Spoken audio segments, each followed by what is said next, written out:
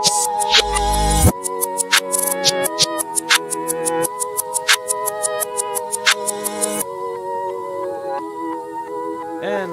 hello everyone, and welcome to a late running of GPR Cast episode 11. I'm your host, Jacob Wagner, and this week we're going to be talking about Warner Brothers, all the things they've brought up, Dragon's Dogma 2, the Xbox partner preview, Akira Toriyama's passing, which wasn't going to be a topic if we had had our normal show. At least for this episode, we would have talked about it on Thursday. And we're going to be talking about more. Apologies beforehand because that we were did not really announce that we were moving the time. Just life happened for some of us. We had some meetings and everything, but that is in the past. And now, as always, we're going to dive right into all of this news. I'm joined this week by the same old stupendous co-hosts that stick this out with me every week. I got Luke Miller in the bottom right, top right on my Discord, bottom right on my Streamlabs. Wow. And Ricky Beckett was the opposite. Oh my goodness. Well, hi guys, how you doing? How has this week and life been? Any new games or any different games that you're playing? You go first, Luke. Okay, my week's been pretty good. Been diving into Final Fantasy Rebirth. Awesome. I stuck a pin in Last of Us Part 2 for a little bit. just to get some fresh blood into my PS5. So I've been playing quite a bit of Final Fantasy Rebirth. How many hours are you at? Right now I'm at 8. Okay. So I'm just in chapter 3. Okay. Cool. So much fun. I love it. My favorite part is probably really dumb, but when you set up those chocobo bus stop signs, Yes. you can pet the baby chocobo. That's like my favorite part of this game so far. It is pretty It's just awesome. wholesome and fun.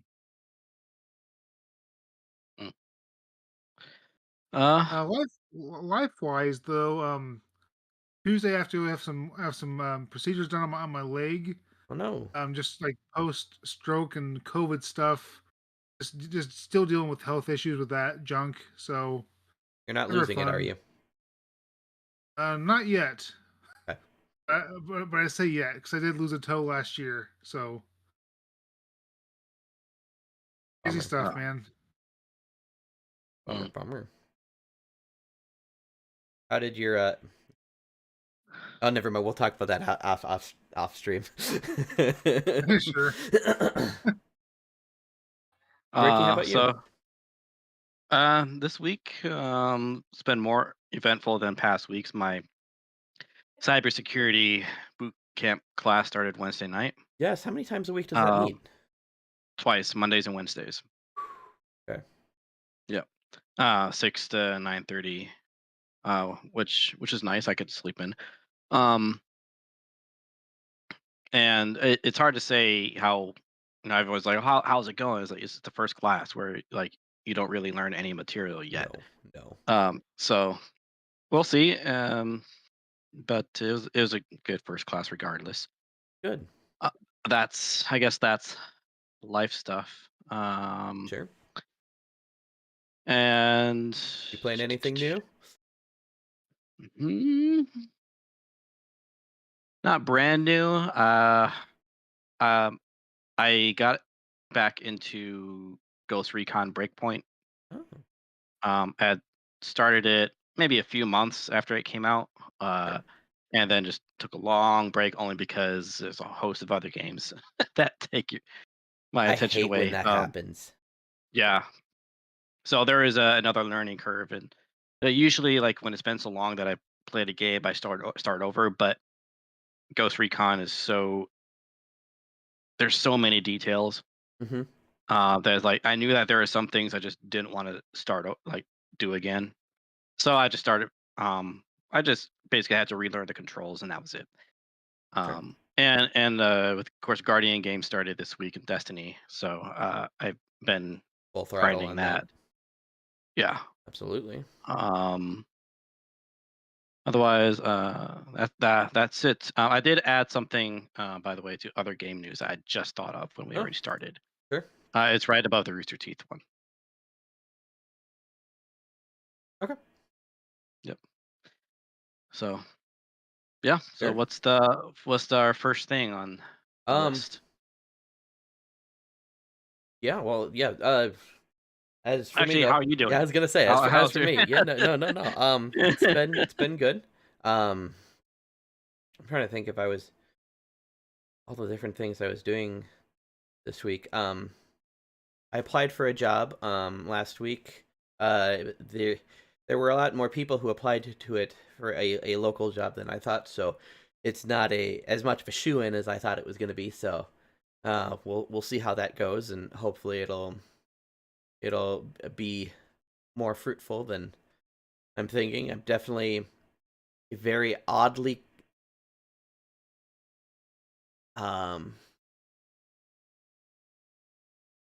experienced applicant for the position.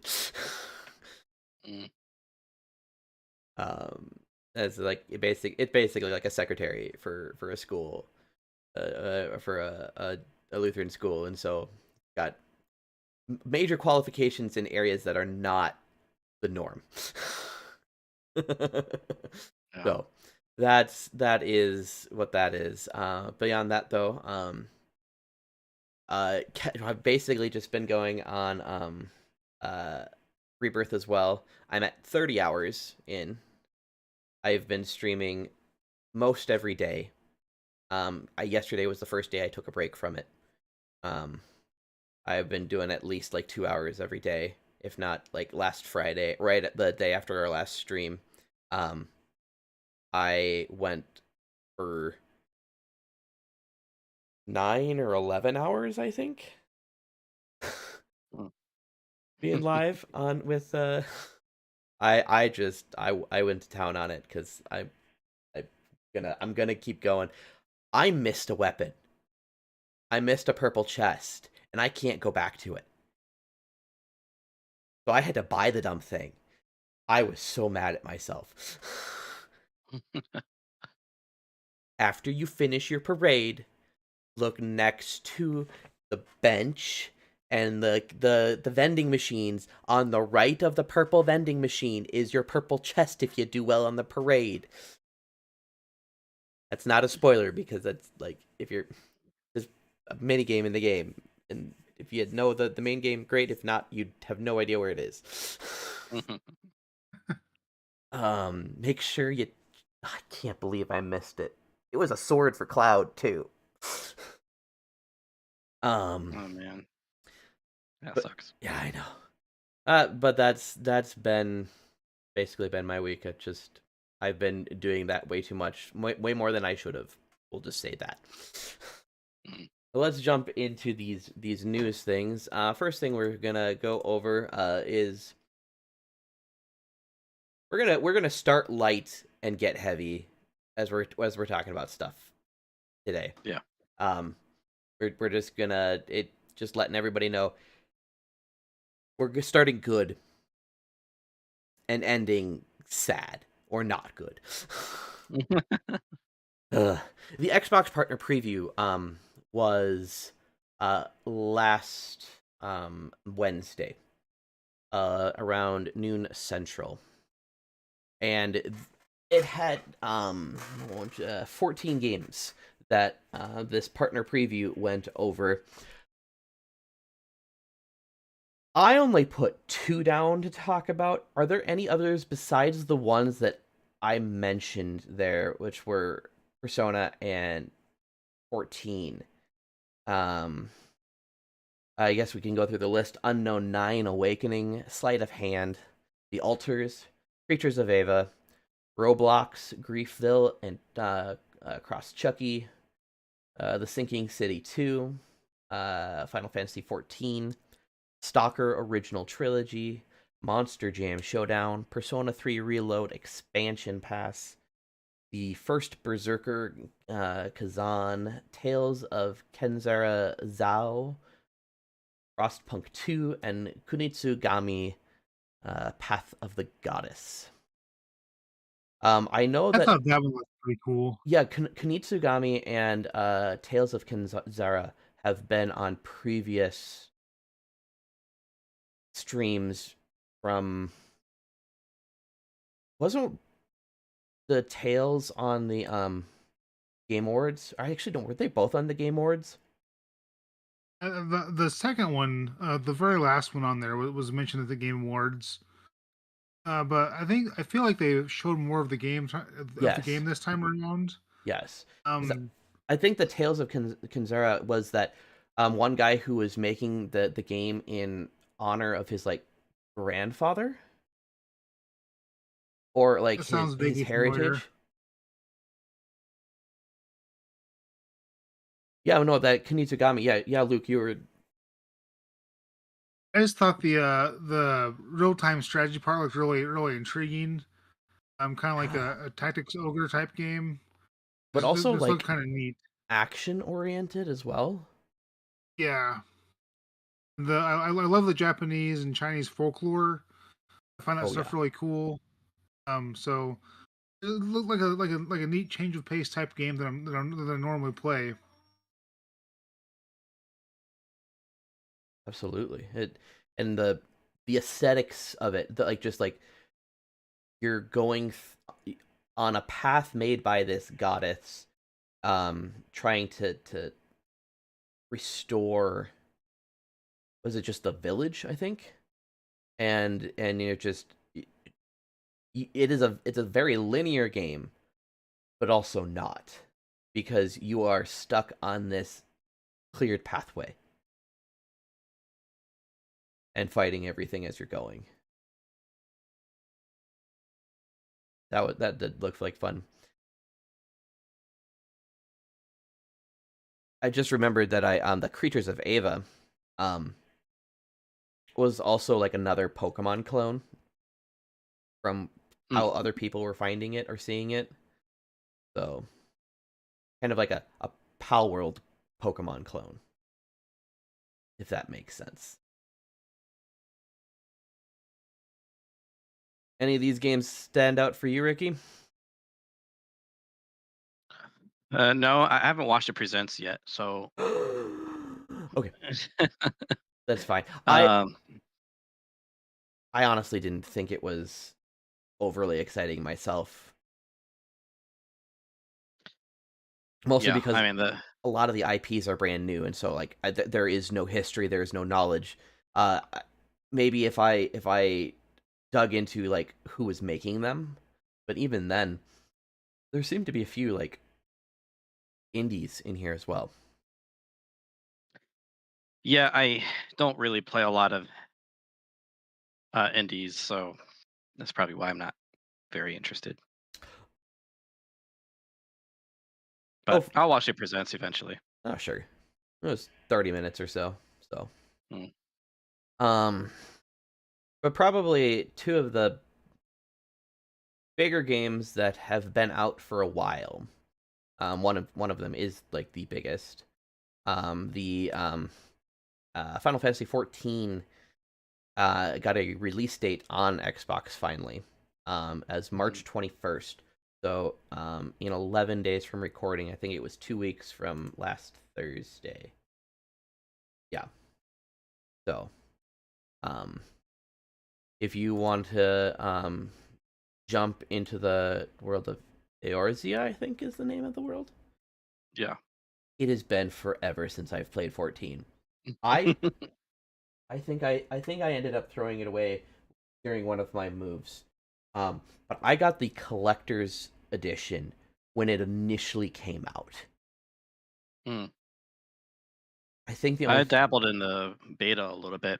Didn't get very far because they inundate you with so many side quests. Yeah.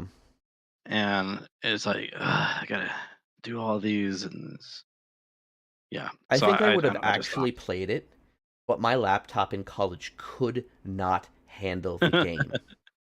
Yeah. It could handle WoW. It could not handle 14. Original. Not a Realm Reborn. OG 14. and it just I played a little bit of it when Realm Reborn came out. Yeah. But I would probably love the game. It's a Final Fantasy game that calls on all of the different Final Fantasies. It's a MMO, and I have spent way too many years of my life on MMOs. Mm-hmm. All things point to me liking it, but I just refuse to play it because I don't want to lose my life to another MMO. I am slowly breaking myself off from WoW, and it keeps pulling me back in. Mm-hmm. You're suspicious of how the controls would work on Xbox. It's going to be the same as PlayStation. Yeah, and I can see why. It is very strange. There's a lot. Definitely, it's nothing like ESO. Not just the gameplay, but yeah, the menus and stuff. Yeah, on ESO, it's very easy. Yeah. And I just remembered going back to our beginning. Mm-hmm. I went to my very first Magic the Gathering tournament on Friday. What did you place? I lost every single match. Ouch. Which I wasn't fully expecting, because all I've done was the arena on the website. Oh, and so you don't know. So yeah, so I went into it fully expecting to lose, but eat good, scrub. Yeah, the guys they were all very patient, and they were just teaching me. Good. And basically I just got to learn how to build a good deck. Awesome. So that was fun. It's standard. I was gonna start out with the casual commander one, which was what they recommended, but those are on Mondays and Wednesday nights, same time as my classes. Oof. So I gotta do the more expensive standard. Anyway. Well, I mean, hey, it is a growing in popularity game again. Yeah. Yeah. I never played it in. So like middle school, I was really into card games. So I mean, as a kid, like elementary school, I started out with Pokemon, did some competitive stuff, but then just went straight to trading and collecting. And then middle school, I was all into competitive Yu-Gi-Oh. And I was very hard to beat. I was very good. how many 3 eyes did you have? Oh my gosh, I don't know. A lot. Oh, that sounds like fun. But whenever I put my relinquished on the field, they were done. You still have your cards? Yeah, they're in a box somewhere. Good. So I never got into Magic back then, and back then, not so much today. No, there are a lot of it's like, what's a kind word? Ignorant Christians saying it's of the devil, and but I didn't really hear much of that back then. I don't think my parents would have been that way, because it let me read Harry Potter. But yeah, that wasn't the reason why I didn't play it. It's just I was into something else. It was funny. My parents really didn't want me to read Harry Potter, but they were perfectly fine with me reading any and all Star Wars books and any and all of my dad's library of fantasy books. Star Wars is literally just space magic. Yeah. Oh well. And it's not, Lutherans, we like it because the Force be with you and also with you, but it's not like a play on Christianity. It's a play on Gnosticism. So a heresy. Anyway. Sorry to and the other no worries. And the other major one that at least that I had written out about was the Persona 3 Reload expansion pass. The episode Aegis, the answer is going to be coming out in September of this year. This is a pretty decent DLC for the game. It is not the P3P, the full all of the extras because it does not include the female protagonist. And right now, they are stating that they are not going to be bringing her in to do that DLC. I don't believe them because they like money. And it seems like from most people that I hear who have played the game, especially P3P, the PSP version that has recently come to all sorts of different systems, is that the female protagonist is the better overall like story, or because her story is slightly different from the male protagonists, which is interesting. So I'm not speaking on things that I know, but I know that I want to play the game eventually, but I don't have time, and I don't have my Xbox. I no longer have my Game Pass or my Xbox Live Gold. I had it since Christmas of 07 when I got my 360. Because of some frustrating workings with the Microsoft Rewards program. The fact that I kind of got kicked out of it because they thought I was botting, and I wasn't. I was utilizing programming that the browser allows you to do, and they were saying that I was breaking the terms. Yeah. And I can't contact them. There is no way to go through just the normal support. You have to just send in a ticket, and then they have to deign to answer you. So, I am jaded on Microsoft right now. That might have affected my viewing of this partner preview. Yeah. Maybe just a bit. But let's keep going because we got a lot to go on. Ghost of Tsushima is coming to PC on May 16th. That's a fun day. You can wishlist it now on Steam. Jumping into the rumor mill, there's some different rumors going around about how Persona 6 will be for gameplay and features. It's going to maybe be a semi-open world with more fluid social links, kind of how like they've been slowly changing things with every iteration of 5 and then 3, and like they've just been slowly tinkering with everything. I'm gonna guess it's not going to be too dissimilar from Metaphor.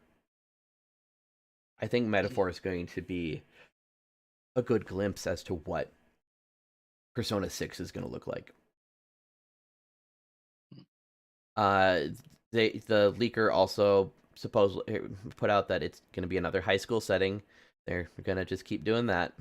There had been some people who were desiring to have like a college or young adult setting instead of high school, but they're just going to keep doing what they've done, adopting a semi-open world structure. The social links will be more interactive and have fewer timed restrictions placed on them. Like, so if you've played Persona 5, you know that you have certain windows. Because you wake up in the morning, you go to school, you maybe answer a question in school, you maybe ride the train and you're able to read a book. There will be specific days that you're able to further your stats in one way or another. After school is done, you get to have a choice of doing like one of 3 different things. You can go to whatever heart you're trying to change and run through and level and do that type of stuff. You can hang out with a friend, and that'll take your entire evening, or you can go to like the shopping district and do a bunch of different things there, from go to a movie to do a side job to earn some money and get the stats. Everything you do will build you up in some way, shape, or form. It just depends on if you want to be the absolute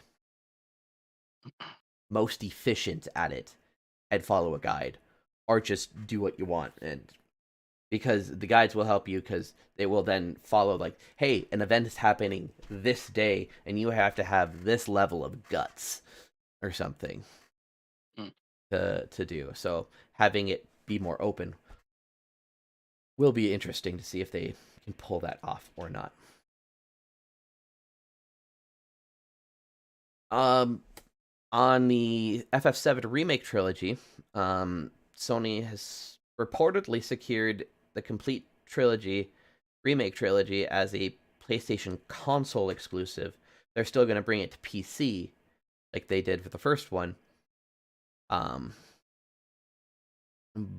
But supposedly it's just on that console, which has helped the development process because they know what they're working with and they can build towards that system. And then PC, you just take whatever you build it for on a PS5 or a PS4. So, for those who are hoping that it would be coming to Xbox one day, it might if enough money passes hands, but Microsoft has already spent a lot of money, and I don't think they could spend nearly enough to regain enough by selling FF7 Remake Trilogy on their systems. They would have to outbid Sony. Yeah. And Sony greatly desires to have this game on their platform. Because they have an image of themselves since 7, because that's when the PlayStation first came out. Like, Final Fantasy became a PlayStation game, even though it started on the Nintendo and the Super Nintendo. That's where PlayStation found an identity, was in those games. It was some of their mascots.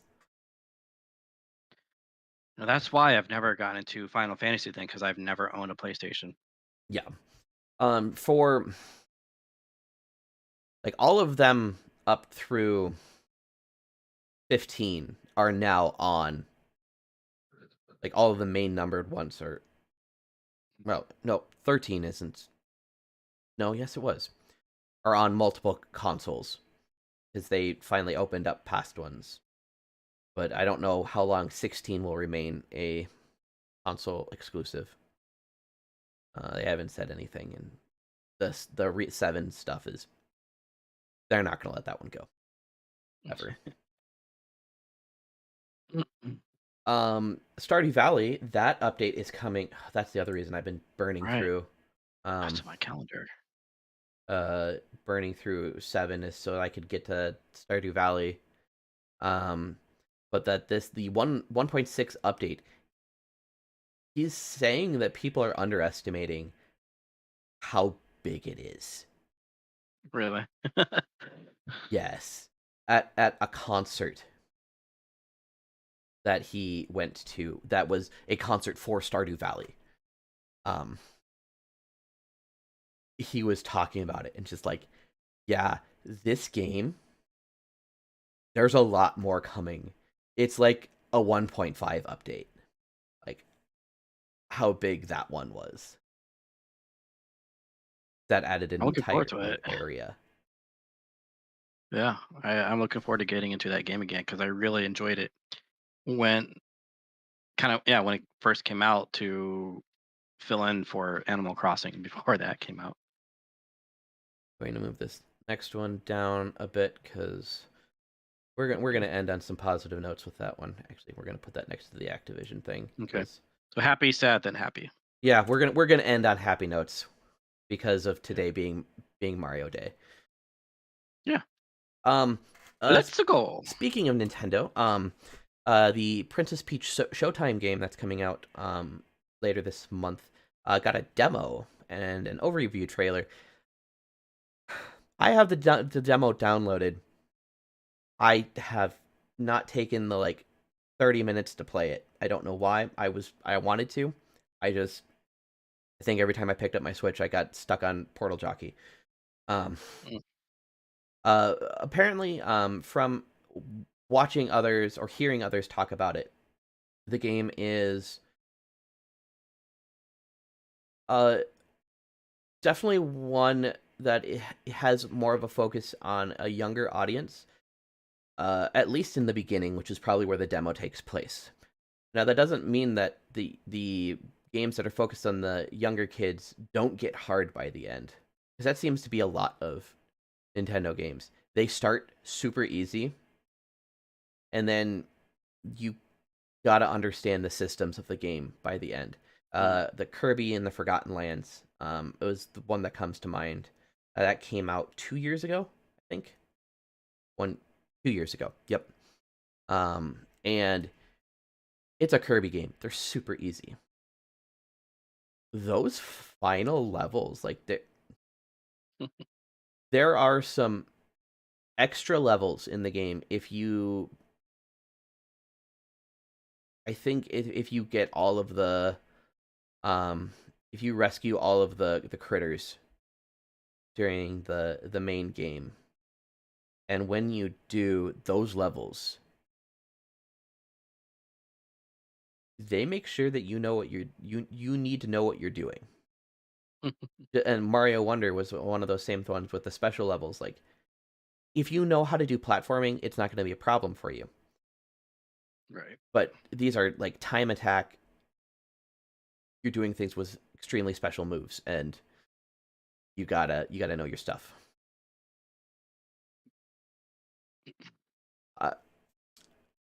But yeah, Princess Peach Showtime comes out 12 days from recording, so that should 14, 12. It's a Friday. That'll be I'm hoping to have some fun with that one. Reviews for Unicorn Overlord are out, and it is in the high 80s, I do believe, on Metacritic right now, which is pretty dang good. 87 is what it's sitting at right now, which is not bad at all. Yeah. Vanillaware has hit it out of the park again.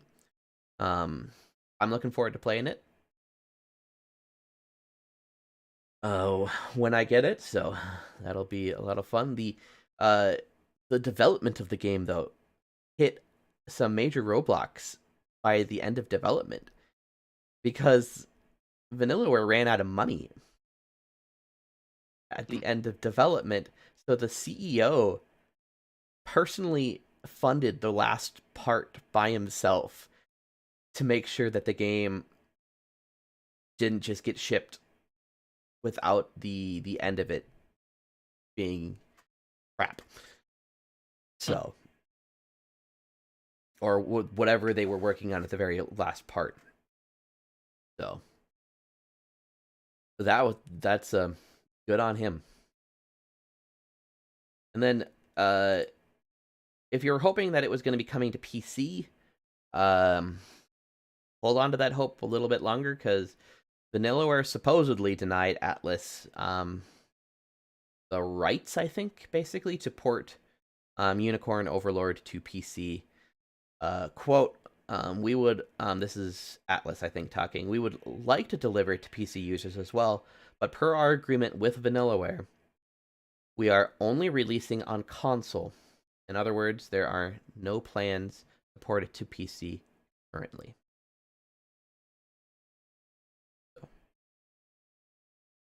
So sad.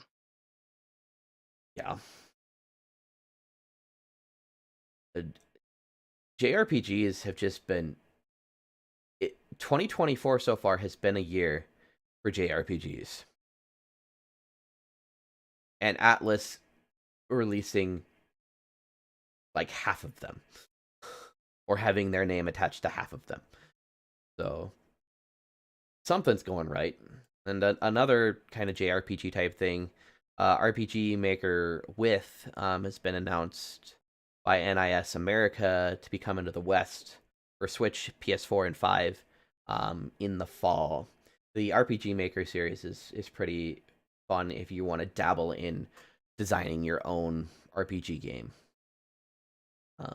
It's on a lot of different platforms and consoles and in many different forms. One of the current ones is RPG Maker MZ. I've dabbled in building stuff with it, or at least as a basis to then build from somewhere else, if anything else. But yeah, that's a fun thing. Dragon's Dogma 2, that's coming out really soon. And a whole bunch of different things about it came out. If you want to create your character and have some stuff with storage, it is available right now, and that stuff will transfer to the character data to the full game when it comes out. I have seen people make oodles of characters from movies and TV shows and other games. I've seen Shaggy, I've seen Tifa, I've seen you could probably just scroll through Twitter and you'll end up finding some different things that people have made, and it's a really good face creator and body. Highly recommend if you want to look into it, do it. They're fun. Try it out. It reminds me one of my Mass Effect playthroughs before it was remastered. Mm-hmm. I followed a guide to do it because I'm not talented in any artistic respect. I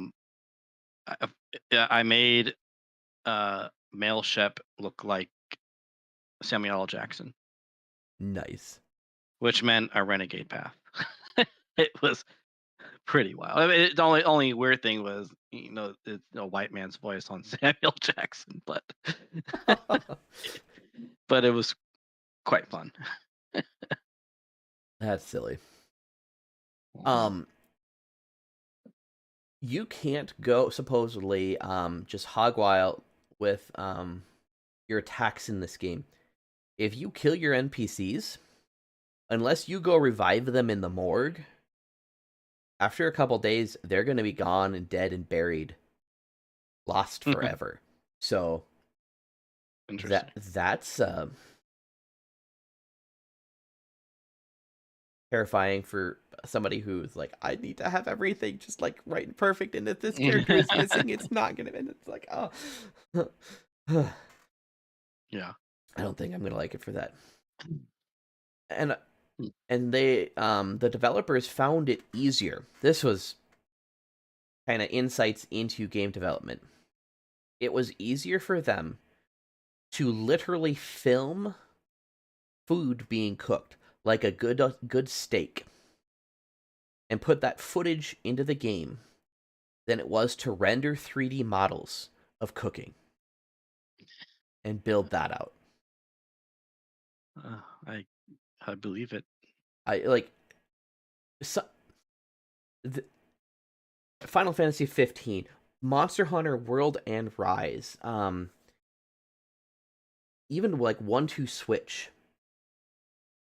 You've seen the food in those games. It looks delightful. Final Fantasy 15 comes to mind. Yeah. and it's just like, how long did it take to not only just like make the object, but then like put the sheen over it with like the liquid, the oils, the popping, all of those other different things, getting all the sound correct to go along with this cooking. Where these guys just put a camera up to the food getting cooked on an actual stovetop and just threw it in the game. That's thinking smarter, not harder. Mm-hmm.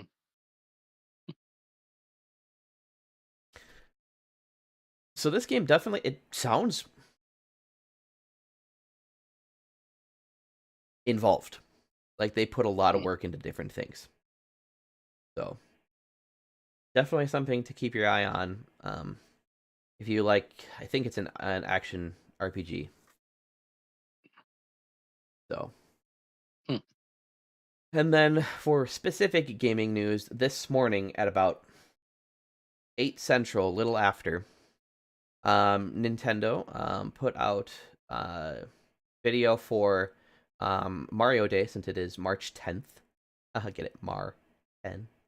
But announcing 5 different games. Paper Mario Thousand Year Door has a release date for May 23rd. Yes! Luigi's Mansion 2, June 27th. And then tomorrow, I do believe. No, Tuesday. The 12th? Tuesday. Yeah. Switch Online, Game Boy is getting Dr. Mario, and the Game Boy Advance is getting Mario Golf and Mario Tennis. So, still no Mario Land 1, but who cares? There's a lot of people who care. I shouldn't say that. It's rhetorical. But like just looking at like the Thousand Year Door, the Paper Mario, I have seen there's a people other influencers in the industry are putting up side by side pictures of the new still images that are on the Japanese website and what those same images are on the GameCube. My word, the difference is insane. Yeah. They put a lot of care and love into remastering this game, at least with the visuals. They basically put it into the new Paper Mario engine of like looks, which thank goodness, like that's the redeeming quality from the newest ones are the paper visuals. I kind of realized this the other week that Paper Mario was the not the first, but definitely one of the bigger basically HD 2D games like Octopath Traveler, where you're basically playing a 2D game in a 3D space. Just they, instead of being on a top down, they top down. They bring the camera up to like the 90-degree, and that's where you are, and you're just walking side to side. And Thousand Year Door is the pinnacle of the Paper Mario games, in my opinion, because it took everything from the first game and made it better. And no game, Paper Mario game since then has done the same type of game. So, more on that if I ever get to the next Super Nintendo Super Show, because there's a bunch of stuff I got to go over for that. One of the OG big names for YouTube, I do believe, MatPat. Yeah. He's been in the industry for forever. Yep. Did his last hosting of Game Theory. Yep. Yesterday I watched it live. Ooh. How emotional was it? It's pretty emotional. His final theory as host was basically a theory on game theory. That it's had a huge influence on economics. Like it's mentioned in economics books.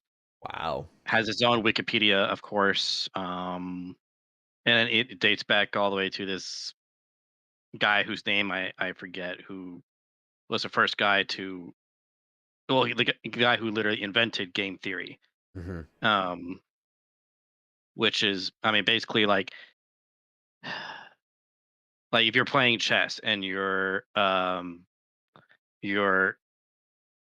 anticipating your opponent's move, that's game theory, and other things like that. So yeah, this is the last one as host yesterday. Other videos have been put on the other theory channels in similar fashion. I haven't checked those out yet. But I mean, game theory is what he started with, right? So it makes sense that's what that was the first one. Uh, so for those of you who are here, might be hearing this for the first time, we have known about this for several months now. He made a video that he was going to be stepping down as host. So the thing to keep in mind is that he's not leaving the theorists completely. He'll still be doing stuff on the channels. He's just no longer the host. He kind of wanted to live. He and his wife kind of wanted to go actually live their lives together. Yeah, pretty much. I mean, the guy, he's 38 years old, which blew my mind. I always, in my head, he's always been like 25. He was, but he's 13 years ago.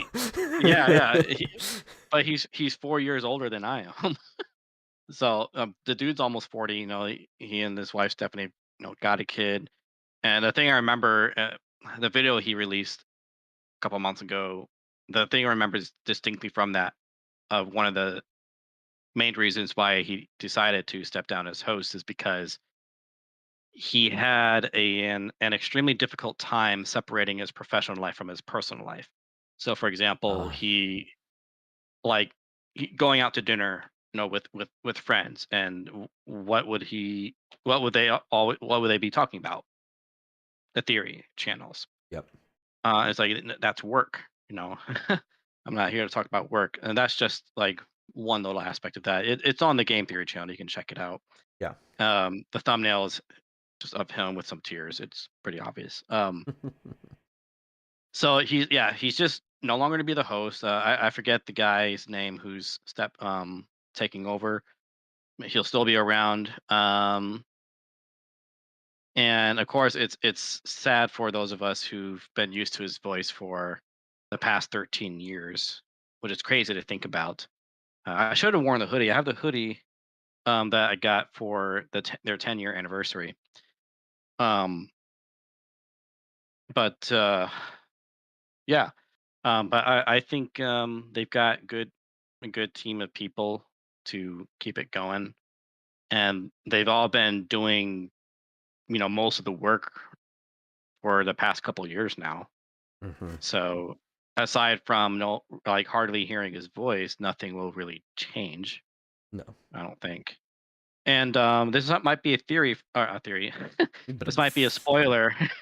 This might be a spoiler from the video, but I'm gonna say it anyway. But right at the end, I gotta remember the guy's last name. Hold on. Yeah, he basically he stepped into Scott Cawthon's house, the creator of Five Nights at Freddy's. Okay. Kind of like insinuating that they're going to be working on something together. Because he steps into it, he knocks on a door. Scott opens it. He's like, "Come on in. We got a lot of work to do," and that's it. It's like, oh, I wonder if they're going to start working on something together. Which is kind of funny because I think there's a theory of game theory that Matt and Scott are the same person. But anyway, so that's ridiculous. Yeah. So that's the first bit of sad news I get. Not terrible, just sad because moving on, things changing. But at least it's not shutting down. And there's your segue. Yeah. Okay. I'm gonna just read this because I don't want to. I don't want to leave anything out. And there's actually, I'm going to preface this with Warner Brothers, WB, Warner Brothers Discovery, this week has made a whole bunch of announcements and decisions of basically probably from their opinion and from their point of view, cutting the fat. Getting rid of things that are not supposedly profitable in the ways that Warner Brothers Discovery desires. Unfortunately, one of the victims of this rampage that WB went on was Rooster Teeth. Rooster Teeth, the creators of Red vs. Blue. So that old Halo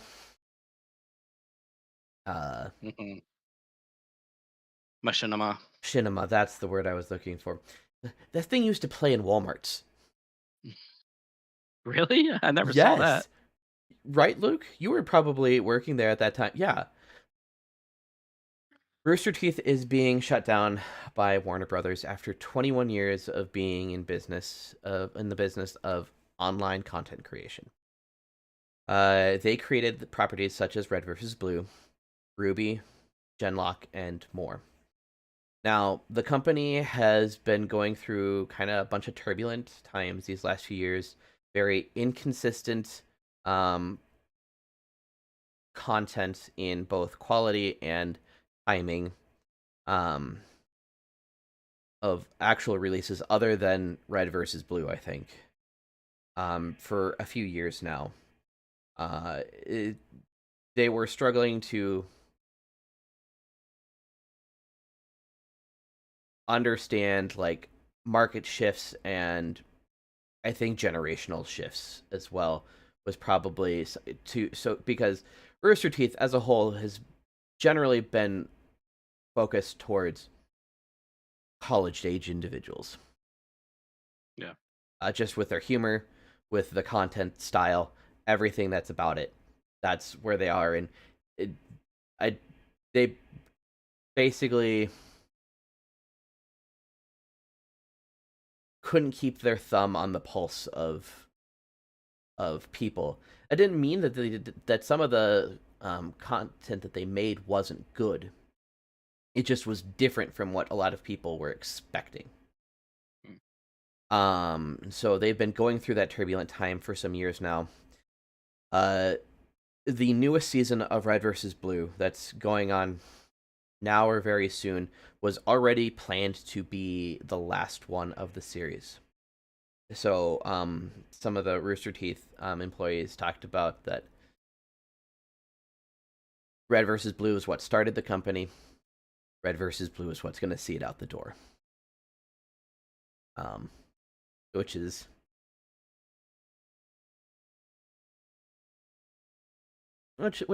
fun but rough.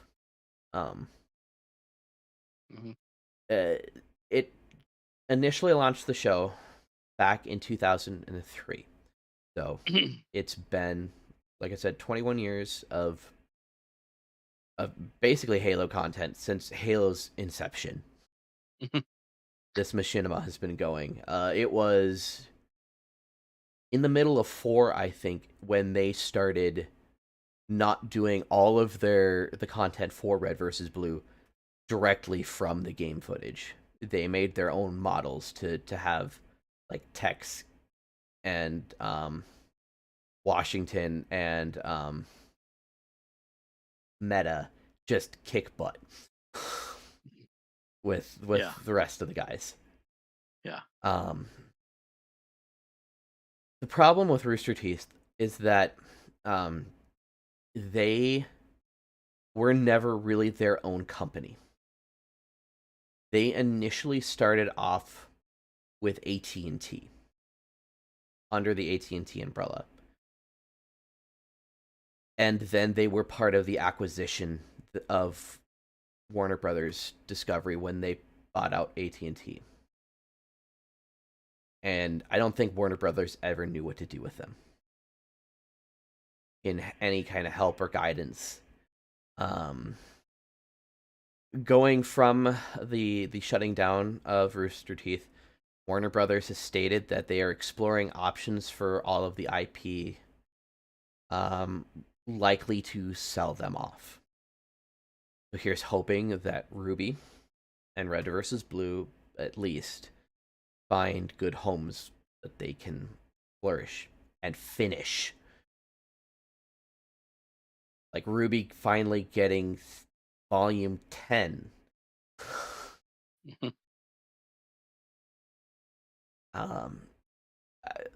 There have been individuals who originally worked on all of these different IPs on their own that have expressed interest on Twitter, stating that they would like a chance to buy the rights to the IP so that they could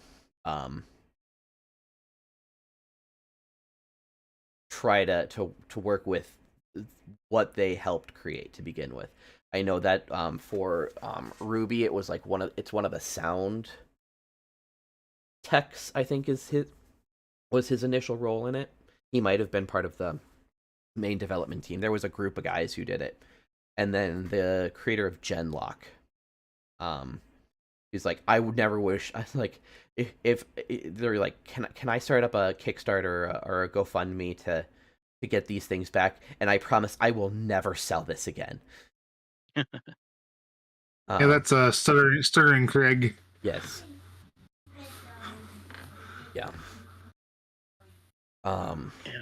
The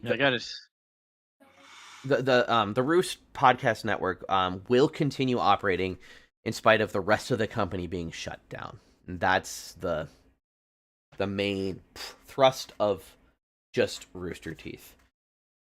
Your guys' thoughts on all this? I know I have my notes there, but for me, it's I don't know. I kind of saw it coming, so it's a bit bittersweet. For me, bitter because I just remember seeing my very first Red versus Blue episode. It was they only had like maybe 6 episodes out at the time. Yeah. My brother, so a lot of our computers were in the basement. And he's like, dude, you got to see this. This is awesome. And he took me down to the basement and showed me episode 1 of Red versus Blue, season 1, of course, and which of course was absolutely hilarious. And we like literally my first time binge watching anything, even though it wasn't the full season. We watched all the episodes right there, and that's basically how I got into Rooster Teeth. So that's a bitter part of it. And of course Ruby, although I think I've only watched I don't think I finished season 2. But I did enjoy it a lot. They are all now on or they will soon all be on the main Ruby website. Okay. So like right now, if you had a Crunchyroll subscription, you could watch all of Ruby. If you don't want to pay for things, or if you want to try to give money to Rooster Teeth on their way out, I'm trying to find all their seasons on Blu-ray.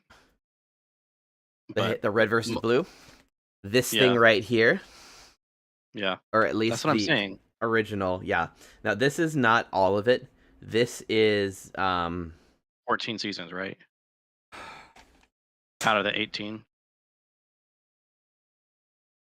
Yeah. Gosh. There's the booklet. And doesn't have the thing. Yeah, I think that's what it's the initial arc, basically. No, this is actually only through season 10.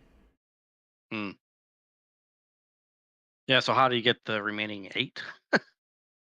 Yeah, I don't know. I I'm got not this gonna. quite a few years ago, but it was like Yeah. I absolutely. think the current one is 14 season. So this is FYE. 10 years doesn't say how many seasons. Anyway, The 10 years RVBX is the 10 years of Red versus Blue. That is the 10 seasons. That's what this is then. okay. Amazon said, well, 14 discs, 10 seasons. Okay. Um.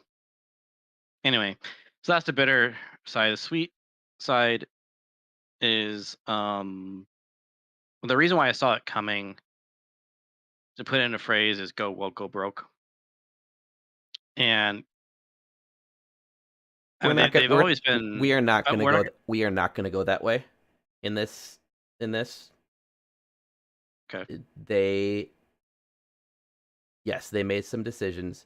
They did not understand their things, but we're not going to deal with wokeness.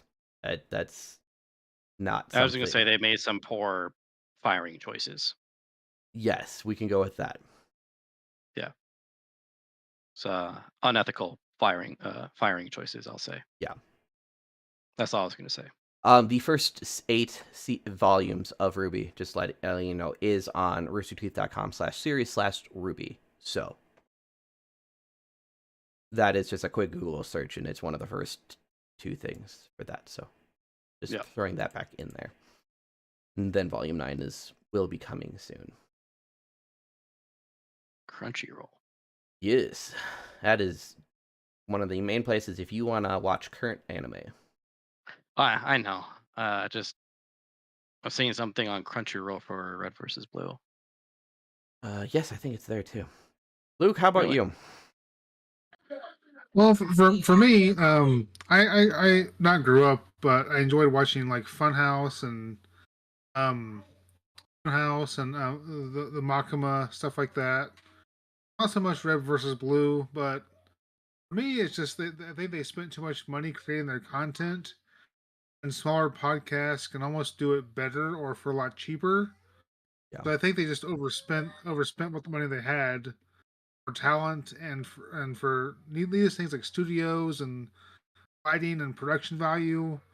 They could have done it at home for a lot less. That's just my thought process on it. Yeah. And it didn't help that like a lot of the original people who were there died or left throughout the years. Like 21 years is a long time to be. There were deaths? The initial creator of RWBY, Monty Ohm. Oh yeah, I remember that. Yeah, he passed away as they were finishing volume 4, I think. So most of what is out there has not had his hand in it. They might have had his initial writings. Yeah. Or at least notes on it. But the story as it is right now is not where he probably would have led it. Mm-hmm. Like they even did a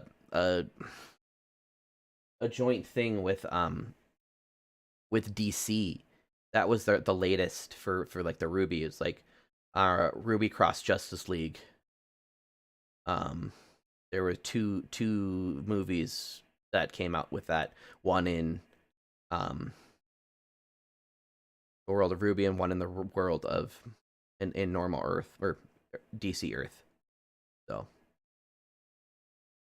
yeah,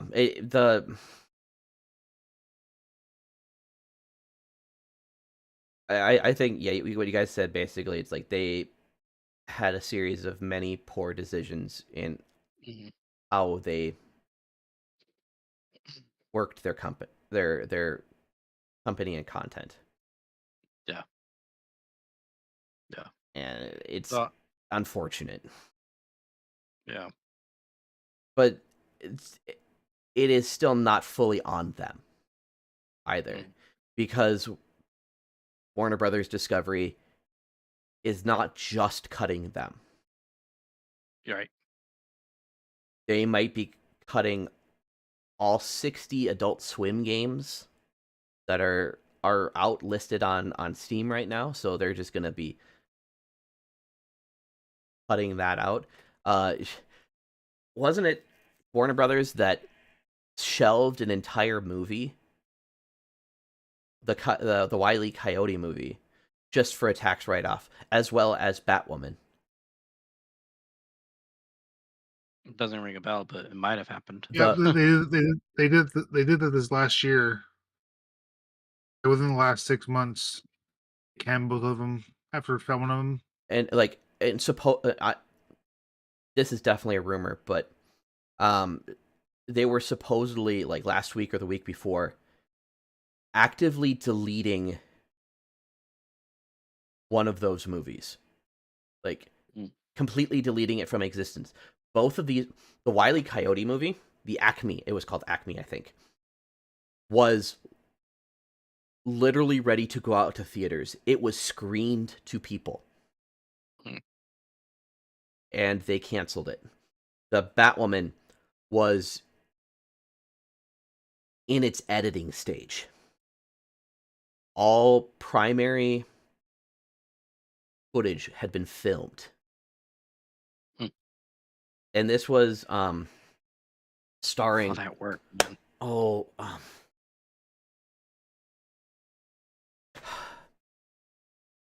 The actor... Okay, the main guy from The Mummy, who was not seen for years and years and years, and now has been in a whole bunch of things because people actually love him, and it was he was abused, and that's why he wasn't in the industry for a while. What is his name?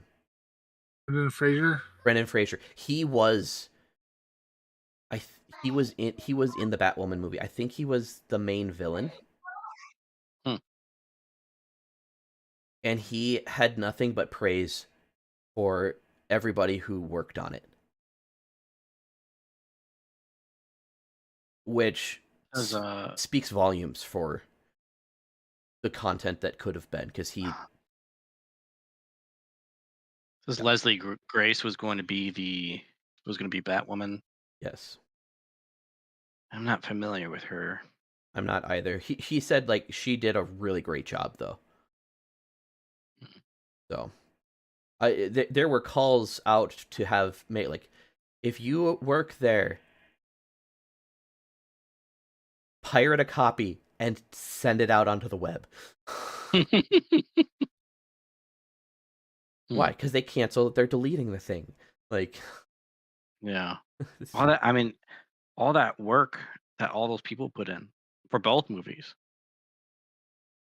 That's ridiculous. Yes. And to make matters worse is that WB is going the route of, we like the idea of live service games. And so there is a worry that Hogwarts Legacy 2 will be a live service game. That's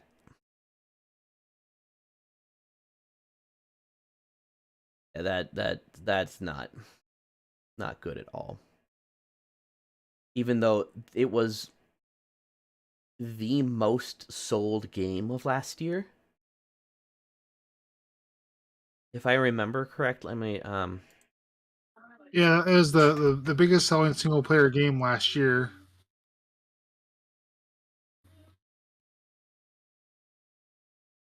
Video game 2023. Yep, it was the original. Yeah, it was Hogwarts Legacy 1. But let's take our best-selling game probably ever and turn it into live service crap. Like, it beat out Call of Duty.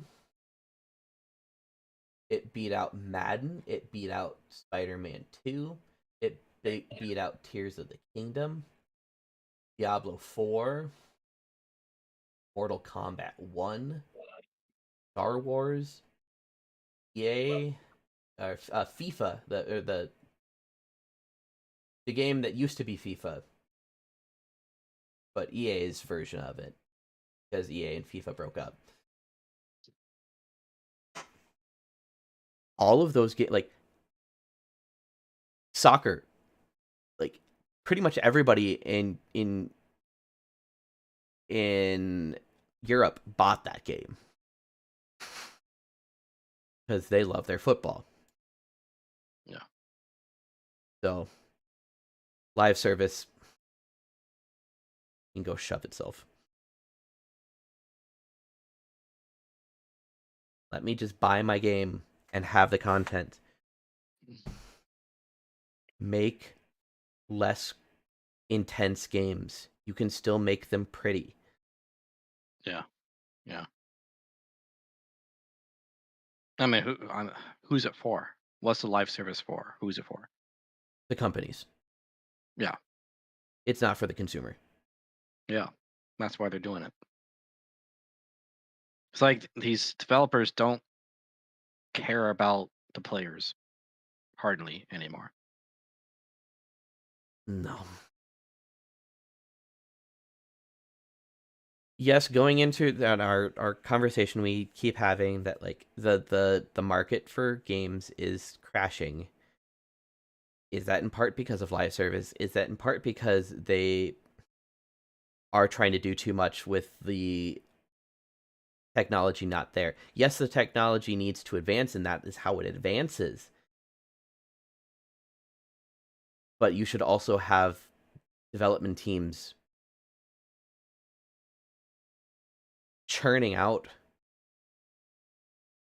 not the biggest, brightest, fanciest, shiniest triple A, quadruple A games.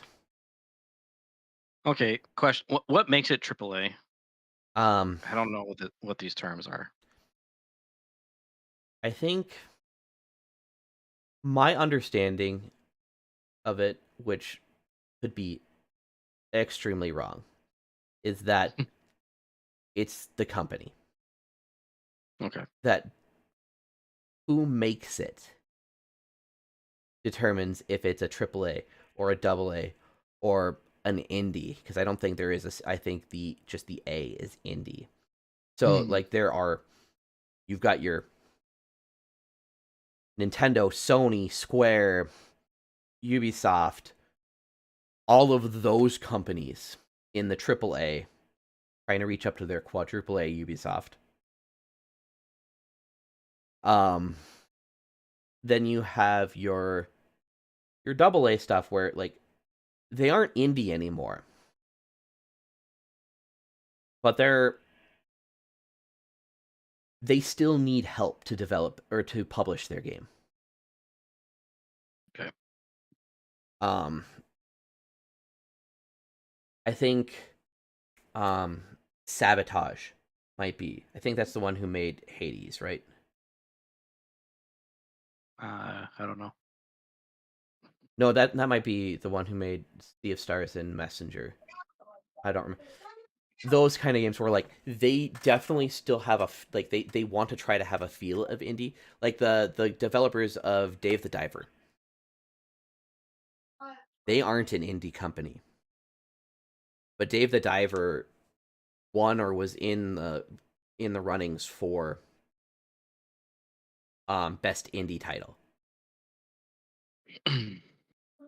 even though like the company isn't indie anymore.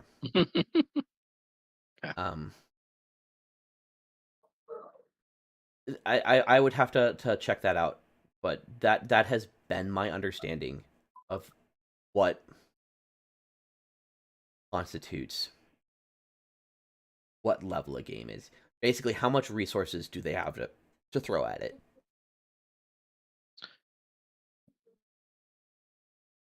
Based on Wikipedia, it looks like you're right. It's an informal classification used to classify video games produced and distributed by mid-sized or major publisher. which typically have higher development and marketing budgets than other tiers of games. So yeah, it sounds like a branding thing. What makes a MacBook so expensive? Because the brand is Apple. Yep. You spend an extra $1,000 for that Apple that's already has a bite out of it. Yeah. Yeah. Might have the same what's the word I'm looking for? I don't know. Same stuff as a Dell, but because it's an Apple, it's $2,000. Absolutely.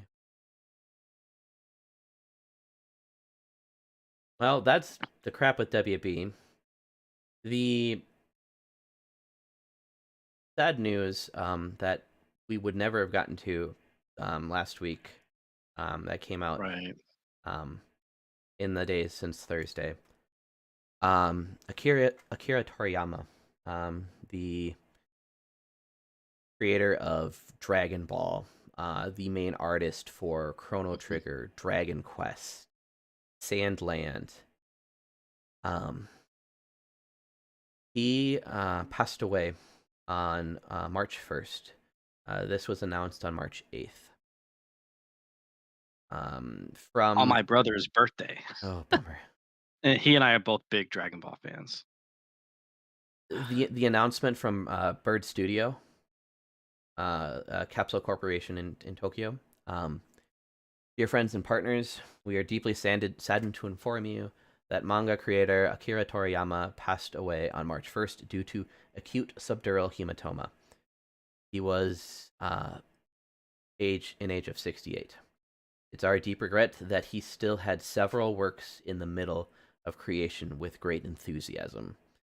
Also, he would have many more things to achieve. However, he has left many manga titles and works of art to this world. Thanks to the support of so many people around the world, he has been able to continue his creative activities for over 45 years. We hope that Akira Toriyama's unique world of creation continues to be loved by everyone for a long time to come. We inform you of this sad news with gratefulness for your kindness during his lifetime. The funeral service was held with his family and very few relatives, following his wishes for tranquility.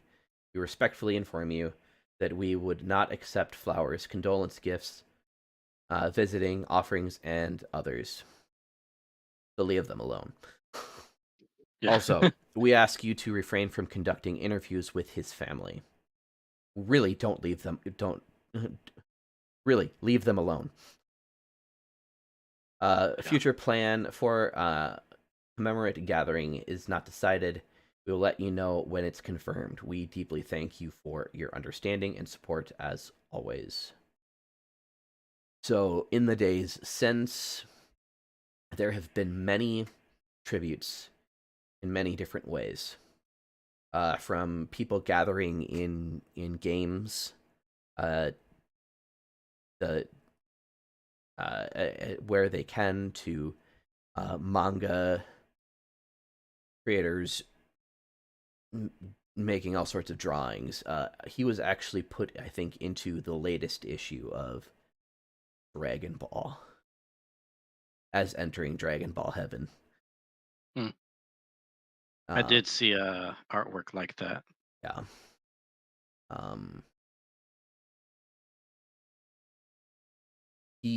Like I said, he was the main art director for so many different games. I got it. Like, personally, I did not like that art style when I was younger. It has definitely grown on me. I had a very interesting childhood, very sheltered. We'll leave it at that. He is the reason, though, that anime anime and manga is what it is today. That Japanese art is readily accessible and desired throughout the world. He's the reason why I like anime. Dragon Ball Z was my besides Pokemon, I guess. But Dragon Ball Z, if it wasn't my first anime, it's like the first one that I got obsessed with. I don't know if Pokemon would have had the same impact if not for Mm. Dragon Ball. Mm-hmm. Pokemon was only first because it was Saturday morning. Actually, reruns was every morning right before school. Hmm. But And otherwise, you know, Toonami. yeah, and that was It late. was Dragon Ball Z, among others. Yeah. Yeah. Yeah. Man. So, like, I know I've seen a whole bunch of people super emotional over this news. Yeah. It, The world is not better without him. correct. It is literally the end of an era. Yeah.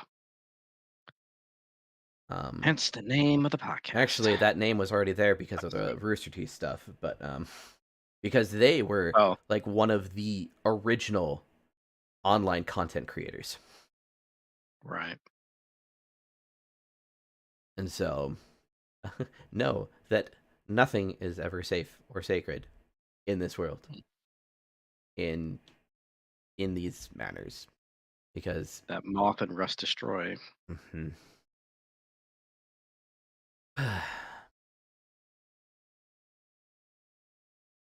Did you have Ours? Luke?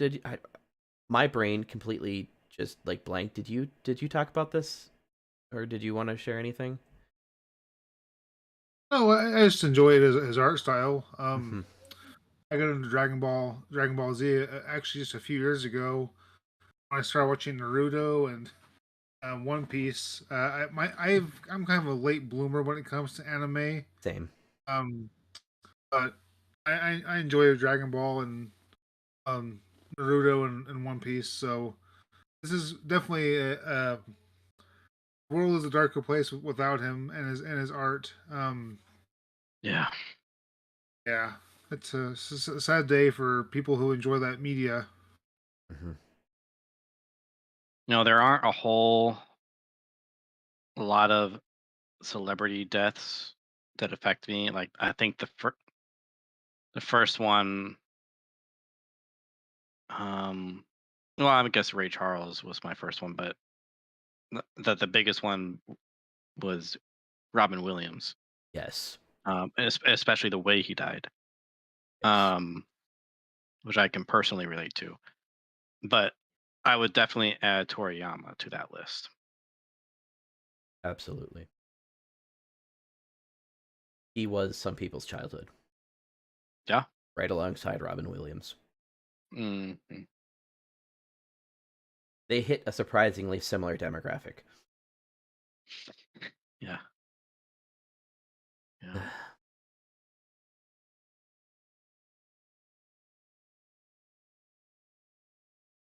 But we'll definitely keep his family and his friends and those he worked with in prayers. Just that they would be able to work through their own loss and grief.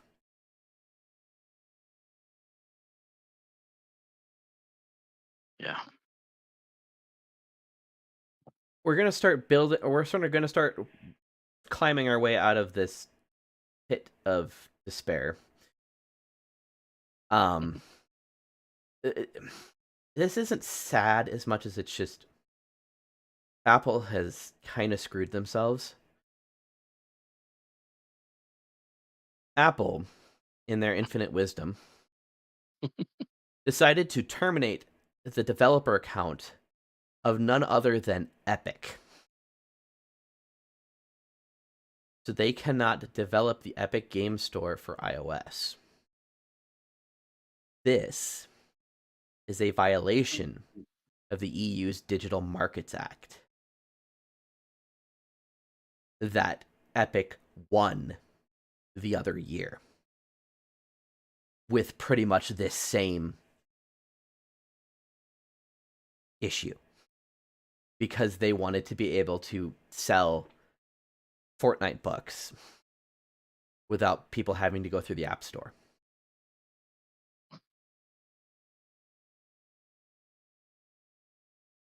And Apple lost. They actually lost that case. Good for them. Apple does not lose court cases very often. So when they do, and then they decide to just ignore the court's rulings.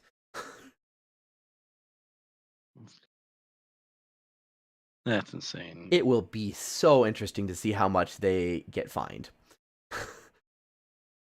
For this. Do you pay attention to stocks? I don't, but I'm curious to see if their stocks have dropped. I don't know. I nobody talked about that I saw, so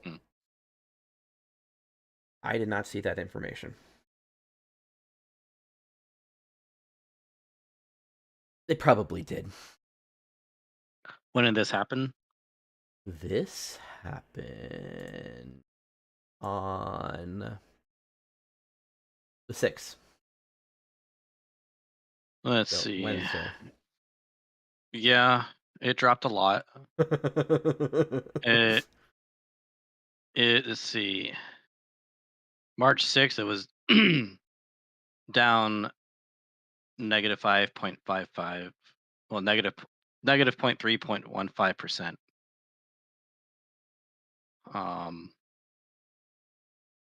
And it went down even more to the 7th.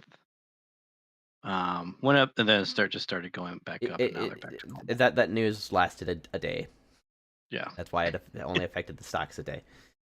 Yeah. So it will be interesting to see what comes of this.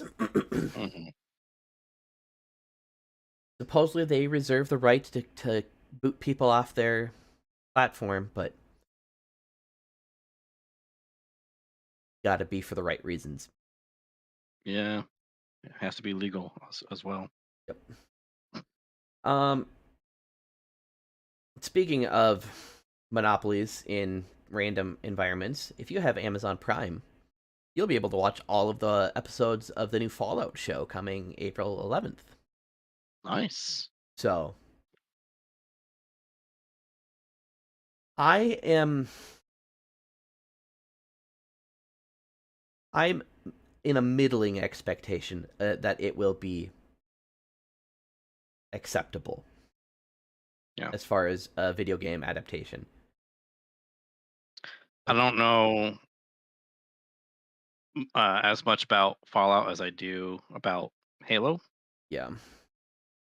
So yeah. I feel like the press for Fallout has been specifically more geared or focused on the game story. But like you could say, oh hey, it looks like Fallout, so that should be a thing in its favor. Well, the Halo show looks like Halo when he has his helmet on. Yeah. Yeah. If with his helmet off, he would be a lot paler. And he has freckles. Yeah. So brown hair. We've got a month and we'll see how it goes. Yeah. And he would be I think that the show takes place in 2552, he'd be in his 50s. So yeah. Anyway. The CEO of Twitch, Dan Clancy, came out with a blog post talking about their plans for 2024 on Twitch to try to help grow the platform as a whole. So they want to help you grow communities, sharing content on social media, collaborations being easier, Twitch mobile being better. They did over this last year, and he just reiterated this, the partner program and the Partner Plus program, along with the ads incentive program. Basically, if you do 3 minutes of ads in an hour, you are able to receive 50 or 75% of the ads revenue. That also then stops ads for an hour for people coming into your stream. So if you set up I'm going to have 3 minutes of ads every hour on the hour, then you can have scheduled programming, which is nice. They're trying to boost more people. They are looking to increase sub prices. They've practiced that in Australia, Canada, and the UK. And it's probably going to be coming towards the States sometime this year. And they're talking about cracking down on safety, harassment, up enforcement systems, that type of stuff. So it sounds promising, but implementation is 9/10 of the law in this instance. They can talk the talk, but can they actually put it into practice? Right. So this week we do not have news of, well, okay, I guess Rooster Teeth was technically people losing their jobs. But we have something on the complete opposite side of the spectrum to talk about. This last week, around 600 Activision QA workers unionized under the Communication Workers of America, making it the largest union in North American game development. Microsoft voluntarily agreed to recognize the union for the CWA. So, hopefully, that means 600 people in Activision don't have to worry about losing their jobs in the next mass layoff. Because Microsoft will now have to go through the union to it's basically a stopgap to try to slow down some of the insanity that has been this last year in layoffs. And that they will have people advocating for them to keep their jobs. At least that is the idea and promise of a union.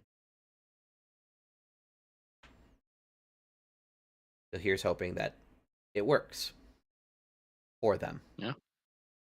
Yeah. But on an even better note, Capcom announced that they are going to be increasing the starting salary in Japan by an average by more than 25%. That's insane. Existing employees are going to get a one-time special payment and an average salary increase of more than 5%. Wow. Good on Capcom. They are doing fantastic right now.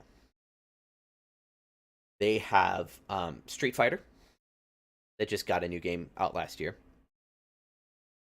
They have Mega Man, which has been doing pretty good with the games. They haven't had a new one of late, but like they brought out the Battle Network collection last year, which I was very appreciative of personally.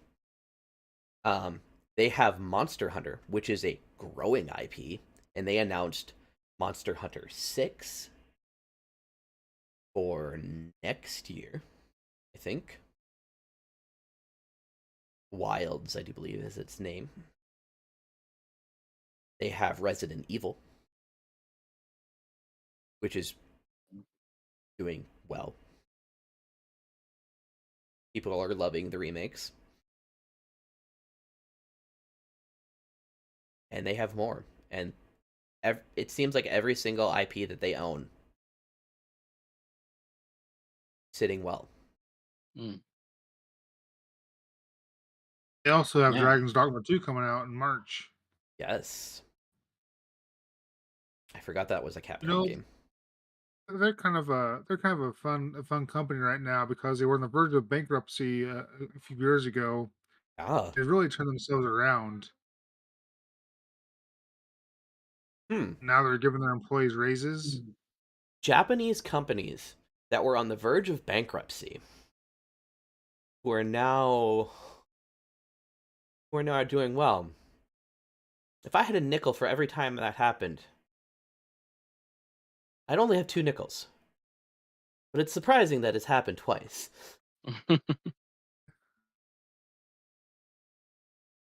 Huh. If I had a Man. nickel for every time that happened, I'd have 2 nickels. Yes, Master Yoda. That was a really bad impression of Dr. Doofenshmirtz. I heard Yoda. I'm sorry. Even though you weren't doing the weird backwards claws. Oh, put your weapon. I mean you no harm. And to finish off our just the news of the week, this morning and yesterday, for the Mario Day everything, yesterday it was announced that a Lego Mario Kart is coming in 2025.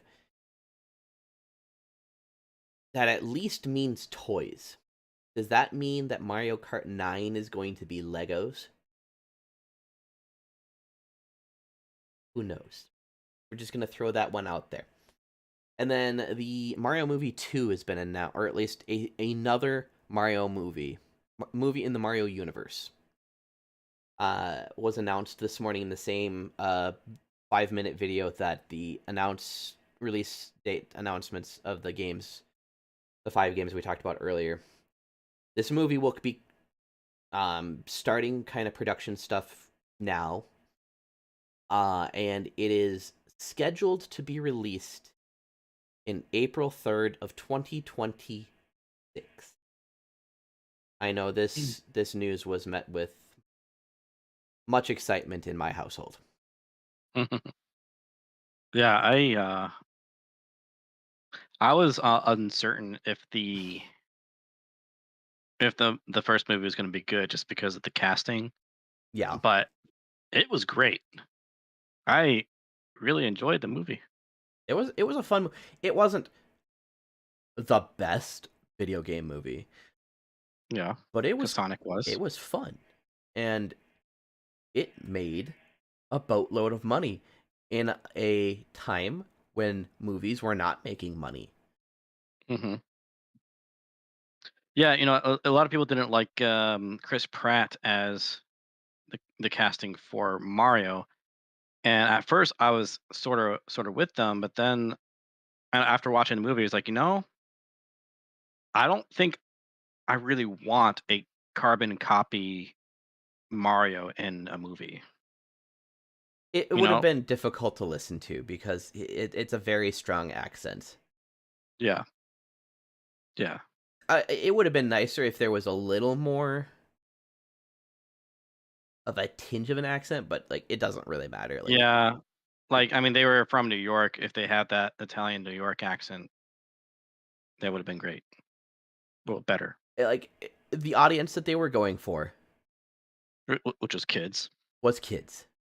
Like for Mm-hmm. 2 months straight.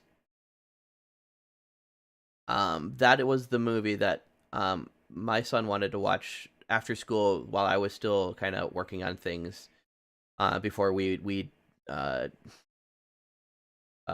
I jumped off of doing work, is that he wanted to watch the Mario movie for at least 2 months straight. Like this is that is what they were going for. Yeah. So yeah, it'll be interesting to see what they do, because it wasn't necessarily stated to be a direct sequel. So it could be anything in the Mario universe. Could have be a DK thing, could be right. a Mario Kart thing, could be a Luigi's Mansion thing. Right. Who knows? Mm-hmm. Our roundtable. We kind of talked about this. Yeah. But let's just jump into like a little more detail. I know we're already at an hour 40 of actual podcast, but let's just Warner Brothers, we're jumping back into them, wants to shift away from volatile AAA console games and lean into free-to-play and mobile. Rather than just launching a one-and-done console game, how do we develop a game around, for example, a Hogwarts Legacy or Harry Potter? That is a live service where people can live and work and build and play in that world on an ongoing basis. The WB Game CEO JB Perrett. So, live service games and single experience game. Are these our only two game types?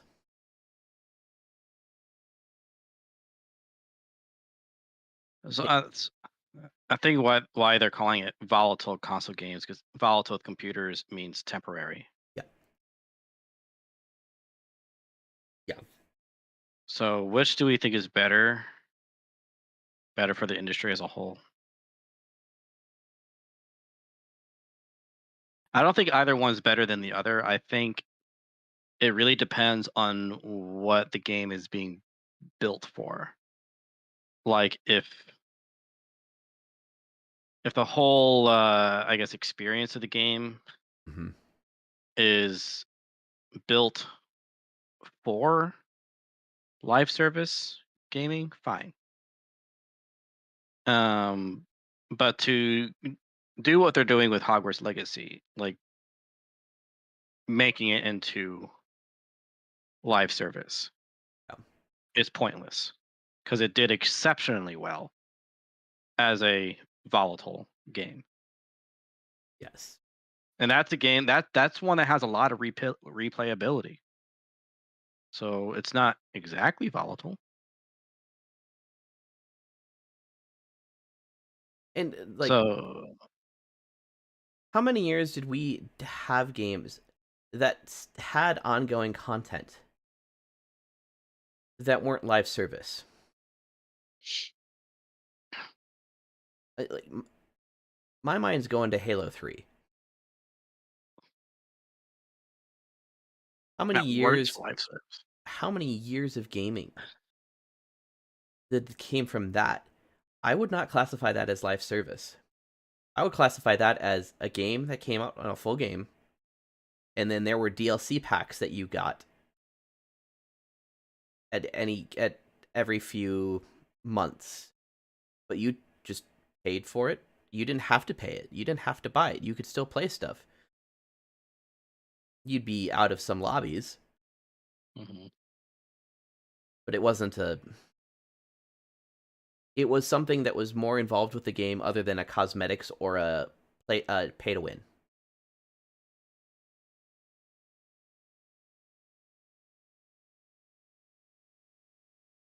For me, because there are so many live service games now, it's very relieving and it's relaxing for me when I play a game that's not live service, because I'm not forced to be online to play it. I could just take it with me and go. Except even now, though, you're being required as a single player game to have things online. You have to have an online connection, which is dumb. Yeah. Yeah, I hate that. Would you classify an MMO as a live service game? Yes.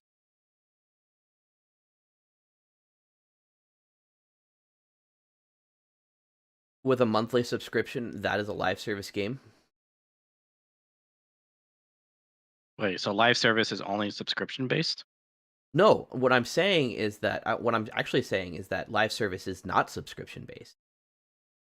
Or I'm positing.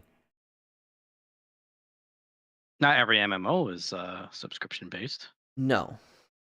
I'm thinking WoW and FF14.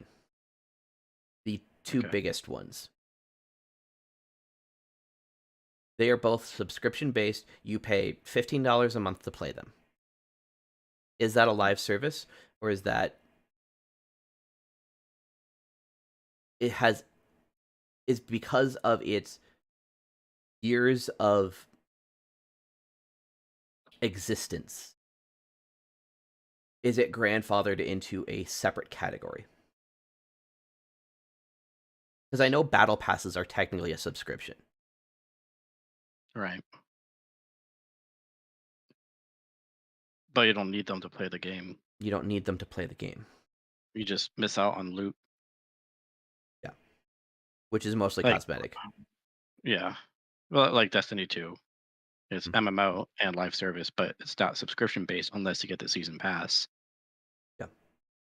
And like, again, all you miss out on is loot, like extra weapons and materials, or like in-game currency, and like you said, cosmetics.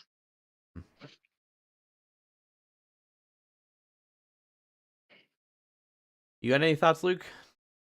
As we're going, I kind of see history repeating itself. Back in the PlayStation 3 era and 360 era, um, what do they add to every game to make the game more viable for people? Added multiplayer, right? yes. Almost every single game. So history is kind of repeating itself with the live service aspect. They're Yeah. just chasing trends, and so eventually every game we play will have some sort of live service event attached to it. Um, Shoot me now. this is how I see it. I've been playing two live service games recently, and I don't care for them. Namely, Suicide Squad and Helldivers 2. Um, Helldivers 2 is a lot of fun. I really enjoy that one. The Suicide Squad has kind of lost its luster for me. Um, just because once you complete the campaign, there's not a whole lot to do yet. Unless they continue to add things to the live service aspect of this game, it's gonna die fast. And so that's my thought process. It's just repeating itself but differently, if that makes sense. Well, and I think I can piggyback off that. The idea that, um, what is the difference between Helldivers 2 and Suicide Squad, which is a WB game? This is probably one of the main reasons they're talking about this. Helldivers 2 was initially designed to be an ongoing multiplayer game with an end game, with continual content in mind. Suicide Squad is a story with a start and an end. And end game content that, I'm going to replay missions.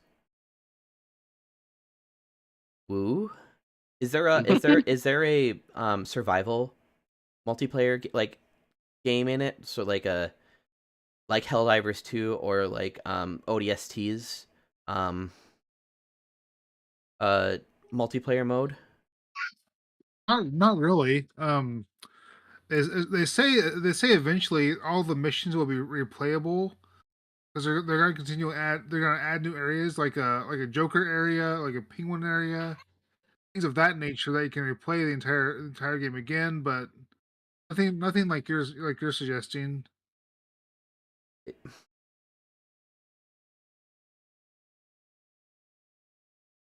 As a trend, and we talked about this, who does it benefit for the live service?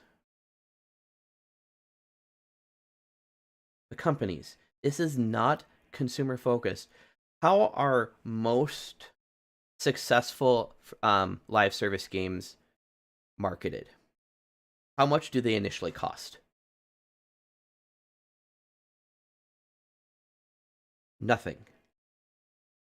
Like, the idea of a single player experience game usually meant that I am already putting money into this to play this game, and now you want more money out of me just for a look? when I have all the rest of the game, why was this just not included? Because that's what it used to be. These things were just included as extras, as secrets, as rewards for achievements. Mm-hmm. Now you buy them.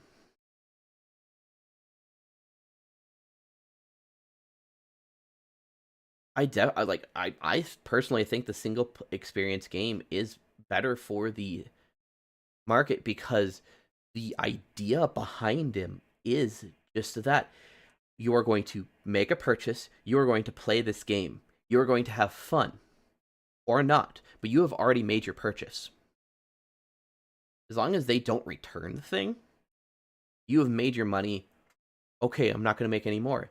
Well, then that's why you don't focus on development times and ways that take you so many stinking years and so much stinking money to make the game. Let's look outside of the gaming industry. Did you guys watch the Godzilla minus Zero movie? Okay. It was a beautiful movie. Yeah, it's a Godzilla minus movie. One? Yeah, -1. It came out last fall. This movie, it was a import from Japan. It was really only going to be there, and it was only going to be in select theaters. I had to travel over an hour to go see it. This movie had a budget that was so much less than anything on the market that Hollywood makes. Like 15 million, I think. -1 budget and box office. It was estimated to have a $10 to $12 million budget. Tonight at the Oscars, it is in the running for best CGI. Wow. It had a team of like 30 to 50 people on it, or just the CG. They had this tiny little budget. It grossed over $107 million. It made its money over 10 times.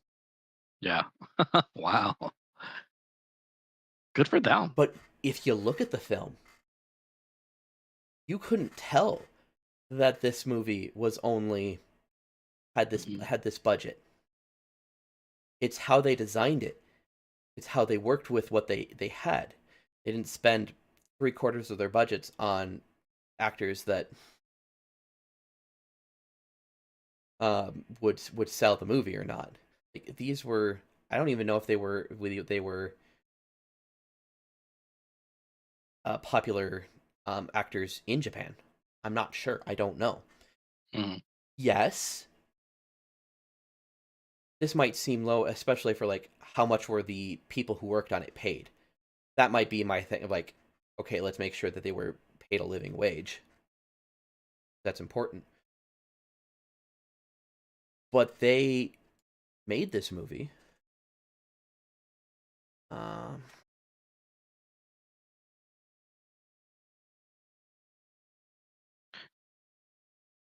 There's no way to watch it now, right?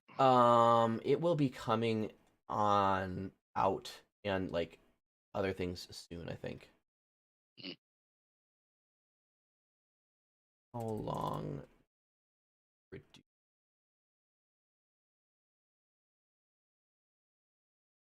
How long was it in production?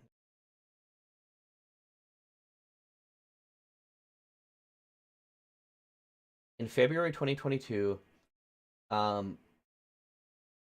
Robot publicized that Yamazaki would soon begin directing a kaiju film. Filming occurred primarily in Kanto and Chuba from March to June 2022. Visual effects were created by Shirogumi Chofu studio over 8 months, and then it was released. This thing wasn't in production for a year. They only spent 12, maybe, okay, we'll just round up $15 million. Just do that. Yeah.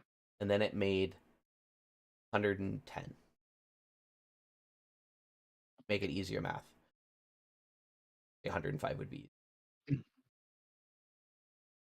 almost like if you pour your heart and soul into what you're creating, you'll come out with a fantastic product. Yeah, or if you care about it at all, Mm-hmm. if you do it to not just make money, Right. Or to satisfy an agenda.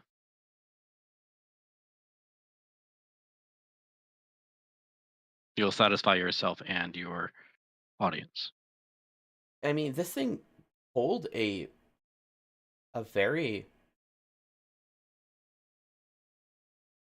heart-wrenching story about life after war for a losing nation. Yeah. I mean, this could have been very much a propaganda film. Is this post-World War II then? Yeah, that's where this movie takes place, and it's a Yeah, I mean different. that makes sense with the whole nuclear Godzilla thing. Yep, and it was the entire thing was focused on life in Japan after the nuclear bombs, after the war, and how that changed the monster. How it like easily 60, 70, 80 years ago, especially in Japan. This could have been a horrible thing because it's the main character was a deserter. You can tell your stories with whatever message you want on them. Good writing, good direction. People who just do what you need to do. You don't need to go overboard, but build the systems you need or have the systems you need and just do it. So bringing this back to games, how many Spider-Man 2s can we bring out?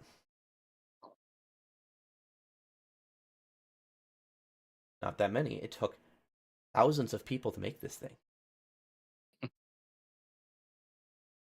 Which I'm only in the beginnings of my programming thing, but I don't understand how you could have so many people putting their hands into the pot to design something and not, pardon my language, but fuck over everybody else's programming. Right. Because it's all interconnected.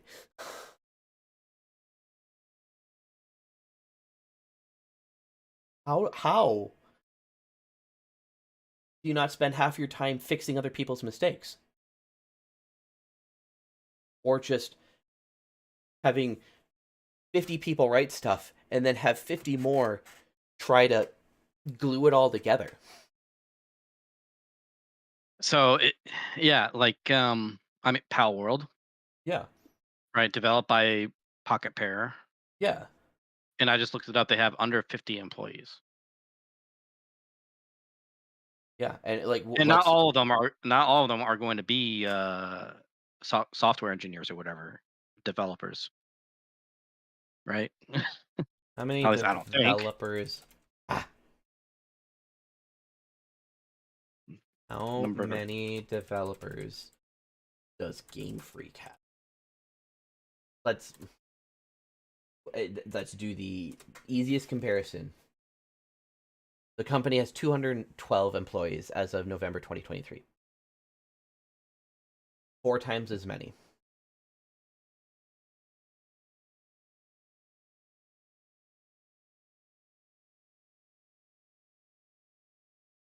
I mean, they're all. It might also be like what their training is.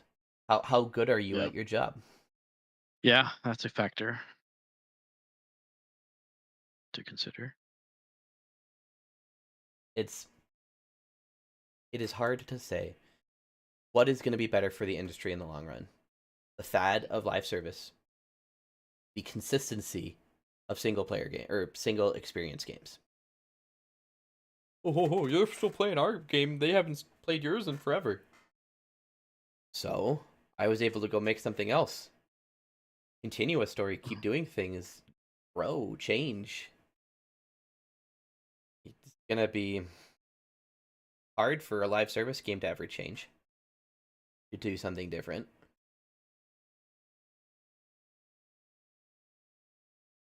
And I think it all comes down to money in the end. How many times can we how many different games can we purchase extras for in a live service game? How many games can we buy that are a single experience? It's what it comes down to in the end. It might be easier for people to spend money if it's only like $10 to $20.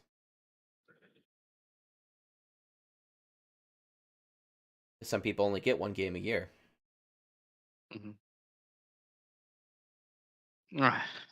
Yeah, and it depends on how much of a hobbyist you are. If this is your main hobby, you're gonna sink money into it. Yep. It's going through very turbulent times. Is this the call that WB should make? Is this the direction it should head? It's We'll hard to do that there and then and end it up. It's hard to say. I want to say no, but I can't give you an intelligent reason. Well, Luke, do you have an answer? I think it's no. When you look at their single player games they have a lot of great single player titles. They have The Witcher 3. They have the Batman Arkham games. They have Cyberpunk. They have a lot of good single player games. Yes, they are one and done, but it seems to be their bread and butter. I know they're chasing the trend, chasing the dragon of the dollar, but it doesn't make sense to me in the long run. So it's not the right choice in my opinion. And people go back to play those games too. They tend to have replayability. So I think they're underestimating that factor. And you can always re-release a single experience game onto another platform or another generation. The Arkham series just came out on Switch again. On Switch, I would just look what Bethesda has done with Skyrim. It's like that meme. Have you seen that meme where a guy walks out of a store, the Skyrim poster is like, "What year is this?" Let's look at what have been the successful live service games that WB has made. Multiverse? No. Suicide Squad hasn't really been successful. The Arkham trilogy was a single experience that came out on Switch again. Hogwarts Legacy was a single player experience or single experience game. Mortal Kombat Onslaught. Mortal Kombat on live service. That might be their successful one. A phone game. Gotham Knights. That had some, at least DLC purchases. Back 4 Blood. Lego Star Wars, the Skywalker Saga. No, that wasn't. They haven't. Shadow of Mordor, is that live service? No, that's a single experience. Okay. They have had. They have put out 4 or 5 games of live service stuff, and maybe one of them has succeeded. So you're looking at a 20 to 25% success rate for this company to say, oh yeah, this is the direction we want to go, instead of working to create games that over 20 million people want to buy because of the IP that they own. Warner Brothers is sitting on a treasure trove of IPs.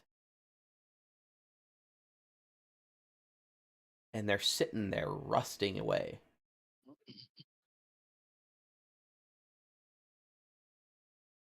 Make another Arkham game. Oh, that'd be great. Like 1 or 2, not 3. Make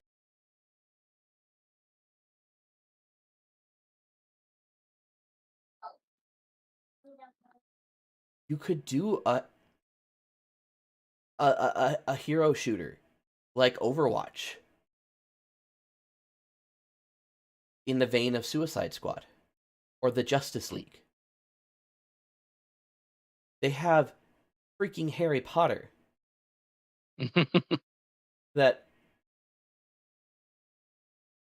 there is still an obscene fan base for.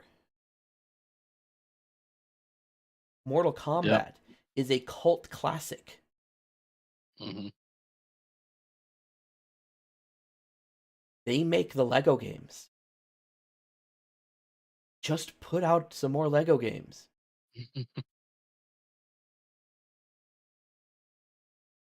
Lord of the Rings.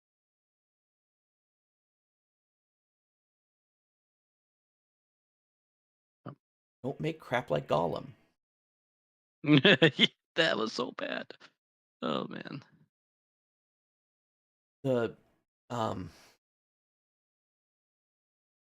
They have the resources available to them to make good single experience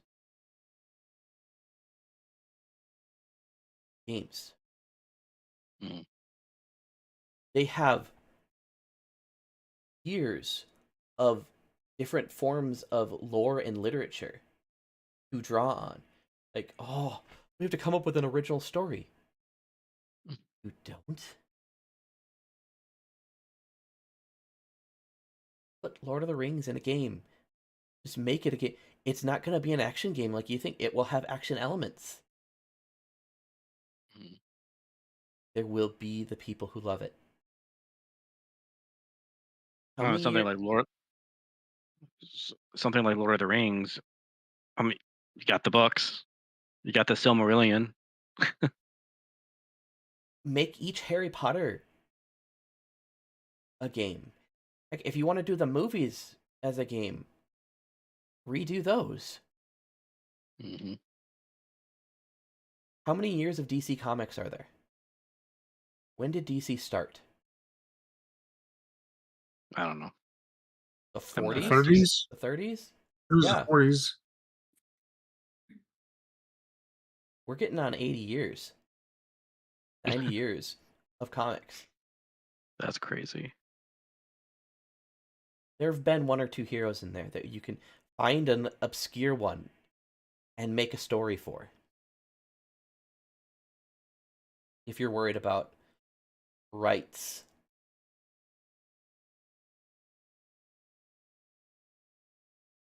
There is so much that they could do. I think that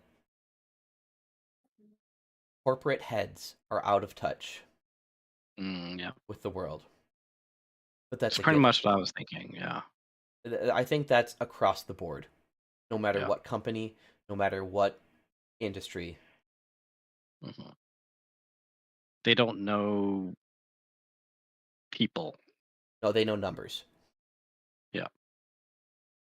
That's all they care about. Instead of fostering a fan base. Right. They exploit it. Which will bring in the big bucks. If you foster and grow what the people that love your content, they will spend more. Yep. than using and abusing them. I think these corporate heads are not gamers, which completely detaches them from the gaming community. So they don't know. They don't know anything except statistics. Agreed. Any last thoughts or comments on any of this? Nope. Okay. Gaming Public Radio is made possible by viewers like you. Thank you very much. If you would like to support us, please hit that subscribe button down in that corner, right down there, to see everything new when it comes on out. I hope and pray that more stuff will come out as we go. Still getting the hang of this. You can find other shows like this here on the channel, like Super Nintendo Super Show and Play by Play, which Luke has given me the video for. So now I gotta just add stuff to it. So it's in my court now, so it's all on me. My fault it's not coming up. Alright, Luke, where can everybody find you? Some iteration of Good Fight Games or Goose618 on Twitter, YouTube, all that fun stuff. Alright, Ricky, where can everybody find you? You can find me Instagram and Twitter, Righteous Lutheran. Righteous is spelled with a W, as in writing. And Lutheran on Twitter has an A in it, in Lutheran, and Instagram does not. Luther N. I thought it was the other way around. That's what you have written down. Yes, you're right. Sorry. Luther N on Twitter, Righteous Luther N on Twitter, and Righteous Lutheran on Instagram. Sorry. You can find me and Halifax Moon on any platform that you want to look for. Thank you so much for watching. You can find more content for excellence in gaming right here on GPR. Thanks again.